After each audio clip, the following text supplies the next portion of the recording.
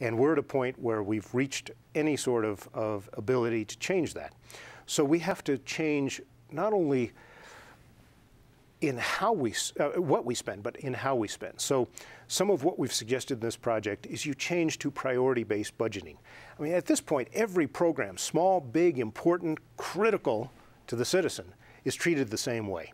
So we suggest priority-based budgeting, which worked in Washington State to close a loophole even bigger, a problem bigger than we have. Some questions about that.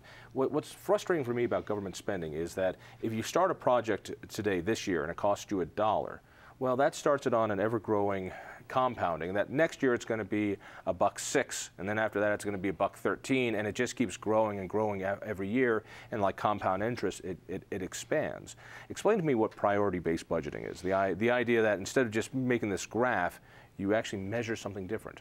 Well, yes, there is some measurement changes that we call for, and that we hope are already started in place, and that is to measure outcomes. I mean, all that the legislature has argued about for decades has been, what are the inputs?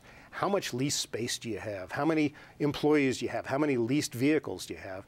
Instead of saying, how did you solve, in some measure, did you solve the homeless problem? How many people have you moved out of poverty? How many people have you helped in higher education? And then compare that with other states. So if it's costing another state 90% of helping the homeless, well, that indicates we better go back and look at that problem. If there are different counties educating kids less expensively, why can't we copy that instead of just asking, well, how much more money do you need? Right. So that's part of the outcomes that you've mentioned, the measures. It's kind of like, I look at potholes. Here in Colorado, potholes have to be filled by union guys who work for the state. CDOT workers do that. So, and so we know how much we pay these guys. We know how much asphalt we use. We know all this. But I want to know, what does it cost to fill a pothole? You can look in the yellow pages, and you can find a guy to fill a pothole. And if the cost per pothole is $50, can we find a way to measure it so that the cost per pothole goes down to $40? RTD has actually done a superb job on this with competitive contracting. It bids out these things, but the idea, you can compare. And you can compare. So and this is the outcomes that we want. The idea is that we measure what we're getting, not what we're paying. Exactly. And that's called priority-based budgeting. That's the outcomes. And that's very much outcome-based budgeting, and that's very much what we do in our personal lives, with our family budgets, very much what we do with business budgets. And then on top of changing the emphasis to outcomes, we want to say, legislature, you must sit down and you must identify those programs that are truly critical, those areas that must be funded. And then there's going to be some that we really would like to fund. And then there are these nice to have. But as we run up against a budget total, you've got to be ready to change what you do that would be nice to have and make sure that you funded the critical stuff instead of funding everything and trying to slash across. In a home budget, we need to pay the mortgage, we need to pay the electric bill, we'd like to put some money aside for the college fund, and by the way, it would really be nice to go out to the movies 3 times a week. So which one of these things are we going to cut first? You can kind of work that way. And we have places that have done this already, and we want to do that. It's not just this is not a Republican thing. In fact, I'd argue Republicans have failed on this concept worse than a lot of Democrats. It was Washington State. It was a Democratic governor who led this charge. That's right. Yep. So he was the one who put this together, and this was more than a dozen years ago. But they closed a budget problem that was bigger than the one we face. We can do the same thing, but that's not the only thing we do. This project, by the way, is a wonderful source for the people watching this show to go to if they want to get basic answers to things like, well, how does the budget work? What sort of fiscal year are we on? Are we really 49th in the nation in funding education? If I hear we're 49th in education again, all right, here it is. This is called the Citizens Budget.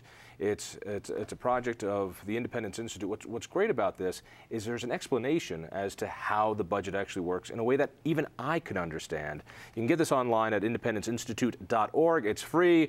It's all online in a PDF, and if you need to, we can even help you get one of these into your legislators' hands so they can look at it.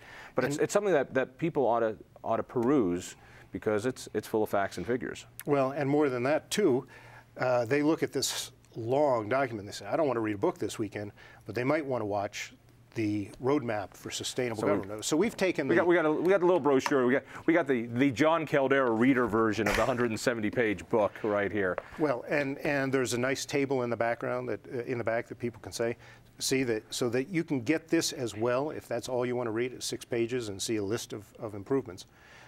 So there's a source of information on all kinds of stuff. But of course, the bulk of the work that we've done is to provide solutions. That is, are there ways of doing services differently and better that we should pursue? Let me give you the $65,000 question, or in this case, the $1 billion question. Is it possible for Colorado, for Governor Hickenlooper, to close this budget, this $1 billion shortfall that everyone is panicked about, without cutting critical government services or without raising taxes? Is it possible, and how hard will it be to do? It'll be hard. It is going to take courage and leadership on the part of both the legislators and the Governor Hickenlooper to pursue these difficult questions. But there are things that are just common sense that will get us long distances, long leaps with each. For instance, Medicaid. We have expanded the eligibility to the point where that's eating our lunch. And to give you a sense, we are close to or about to reach a point where half of the state's families are paying the health care for the other half of the state's children. This is in Medicaid. In Medicaid, so half the children are being covered by the other half of the families. We have expanded it into... When you say we expanded it, what does that mean, we've expanded it? Well, there are eligibility guidelines so that if people say, I need to get free health care from the government, they can't be somebody who's very wealthy.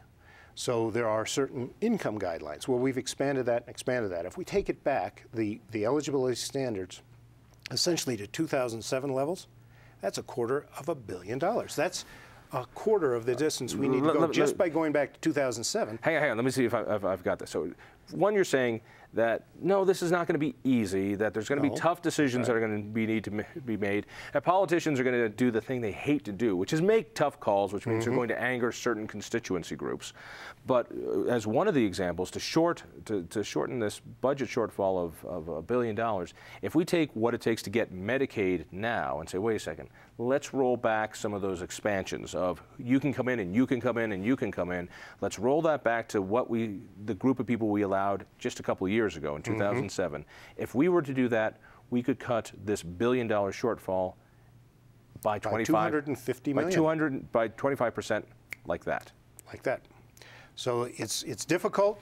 You'd probably have to go back to the Obamacare language and make sure you've got a waiver for some of the, gets wonkish, but you have to have, you have to keep paying the same money unless you get a waiver.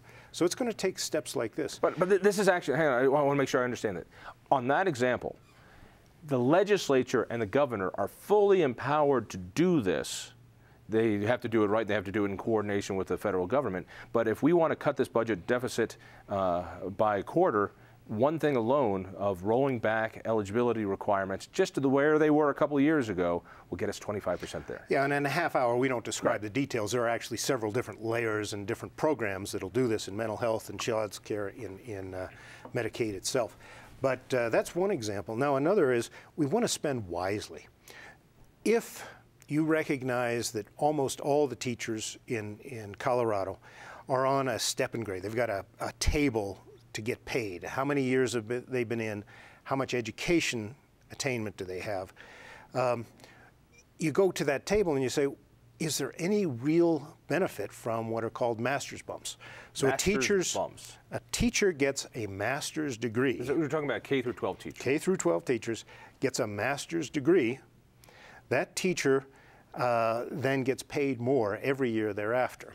And every year that costs the different levels of governments that fund education costs about $138 million. But statistically, John, there is no difference in the outcomes of the children who are taught by people with masters. What we're talking about is known as a salary schedule. Yeah. And that public school teachers, since we can't pay them based on their performance, because that's not in their union contract, we look at this thing and say, well, if you get another college degree, we'll bump up your salary. And you're just saying, you know what, if we got rid of that one thing that said, if you get a master's degree, that doesn't necessarily give you a bump in pay, that would save us how much?